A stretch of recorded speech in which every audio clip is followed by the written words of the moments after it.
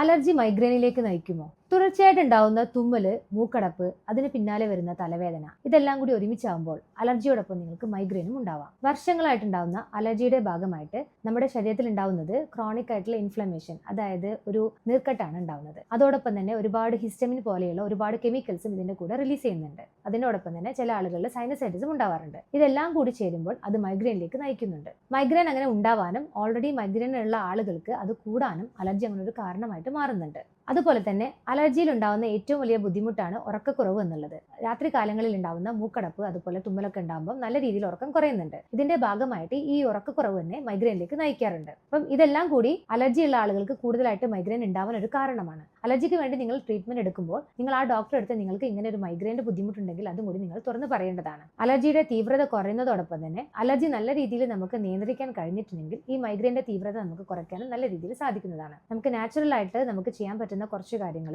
നല്ല രീതിയിൽ ആവി പിടിക്കുക. അതുവഴി നമുക്ക് മൂക്കടപ്പൊക്കെ കുറച്ച് കഴിഞ്ഞാൽ അലർജിയുടെ ബുദ്ധിമുട്ടുകൾ കുറയും, ഉറക്കം നല്ല രീതിയിൽ കിട്ടും. മൈഗ്രെയിൻ ഉള്ള ആളുകൾ പിന്നെ ശ്രദ്ധിക്കേണ്ട ഒരു കാര്യം നനഞ്ഞൊരു തുണി എടുത്തിട്ട് വേദനയുള്ള ഭാഗത്ത് വെക്കുക എന്നുള്ളതാണ്. അങ്ങനെ ചെയ്യുമ്പോൾ ആ രക്തക്കുഴലുകളിൽ ചുരുങ്ങാനും അവിടെയുള്ള ഇൻഫ്ലമേഷൻ നല്ല രീതിയിൽ കുറയാനും അത് സഹായിക്കുന്നുണ്ട്. നാച്ചുറൽ ആയിട്ടുണ്ടാകുന്ന ഇഞ്ചി, തുളസിയൊക്കെ ആഡ് ചെയ്തിട്ടുള്ള ഹെർബൽ ടീസ് കുടിക്കുന്നതൊക്കെ ഈ ഇൻഫ്ലമേഷൻ കുറയ്ക്കുന്നുണ്ട്. ഇത്തരം കാര്യങ്ങളൊക്കെ ശ്രദ്ധിക്കുന്നതിലൂടെ നമുക്ക് സ്ട്രെസ് ഒക്കെ നല്ല രീതിയിൽ കുറയ്ക്കുക. ഇതൊക്കെ ചെയ്താൽ നമുക്ക് മൈഗ്രെയിൻ്റെ ഒരുപാട് കാര്യങ്ങൾ കൺട്രോൾ ചെയ്യാൻ സാധിക്കും. അതോടൊപ്പം തന്നെ അലർജി കാരണമാണ് ഇത് ഉണ്ടാകുന്നതെങ്കിൽ പ്രോപ്പർ ആയിട്ടുള്ള അലർജി മെഡിക്കേഷൻസും കൂടി എടുത്ത് അലർജി കൺട്രോൾ ചെയ്ത് കഴിഞ്ഞിട്ടുണ്ടെങ്കിൽ അത് മൈഗ്രെയിനിലേക്ക് പോകുന്നത് നല്ല രീതിയിൽ നമുക്ക് കൺട്രോൾ ചെയ്യാൻ പറ്റുന്നതാണ്. അലർജിയോടൊപ്പം നിങ്ങൾക്കും ഈ മൈഗ്രെയിൻ്റെ ബുദ്ധിമുട്ടുണ്ടോ? എന്നാൽ താഴെ കമന്റ് ചെയ്യൂ.